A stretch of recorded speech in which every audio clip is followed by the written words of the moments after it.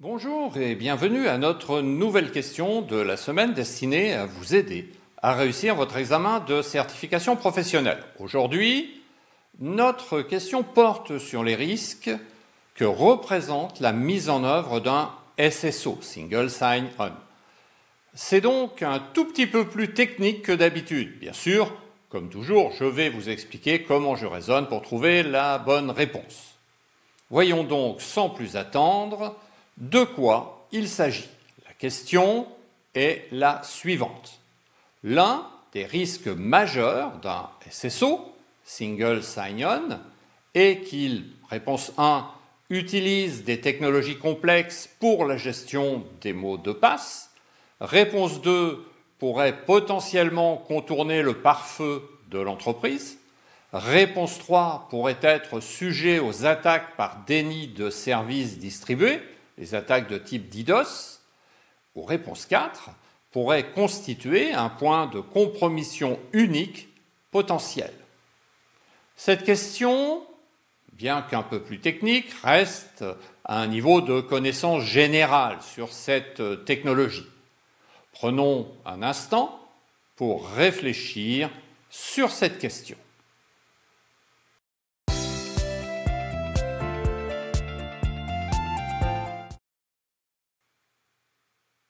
Pour répondre à cette question, réfléchissons une minute à ce qu'est un SSO. Un SSO, c'est un système centralisé qui, une fois l'utilisateur connecté au SSO, prend en charge la gestion des mots de passe sur l'ensemble des composants du système d'information. Quel risque majeur pourrait bien représenter un tel équipement ? Il semble que ce soit son indisponibilité ou sa compromission qui soit le risque majeur. Sur cette base, essayons de repérer les distracteurs.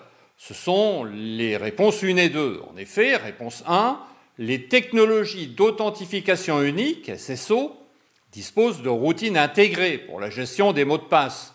Une fois l'application configurée, il est généralement facile pour un personnel qualifié de la gérer, quelle que soit sa complexité et quelles que soient les technologies utilisées. Donc cette réponse est définitivement fausse. Réponse 2, les déploiements de SSO ne contournent pas un pare-feu d'entreprise. Ils s'appuient généralement sur un serveur qui communique avec le système de chaque utilisateur. Si le système se trouve en dehors du réseau, des ports de pare-feu spécifiques sont configurés pour autoriser le trafic entrant et sortant. Donc cette réponse est totalement fausse. Il reste donc les réponses 3 et 4.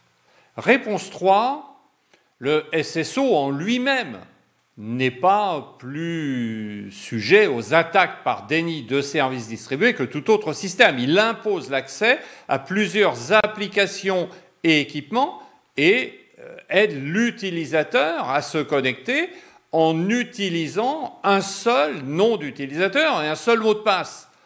S'il est correctement renforcé, un serveur SSO garantira que les attaques de sécurité au niveau du système d'exploitation ou du système sont contrôlées. Donc cela ne constitue pas un risque majeur. Et par conséquent, cette réponse est fausse. Réponse 4. En effet, étant donné que le SSO utilise un nom d'utilisateur et un mot de passe unique pour accéder à plusieurs systèmes, la perte ou la divulgation de ces informations d'identification pourrait compromettre un large éventail de systèmes. Et cette réponse est donc correcte. C'est bien le risque majeur. Si vous avez trouvé cette vidéo utile, n'hésitez pas à cliquer sur le bouton like et à nous laisser un commentaire. Vous pouvez aussi vous abonner à notre chaîne pour plus de contenu sur la gouvernance, la gestion des risques et la sécurité de l'information.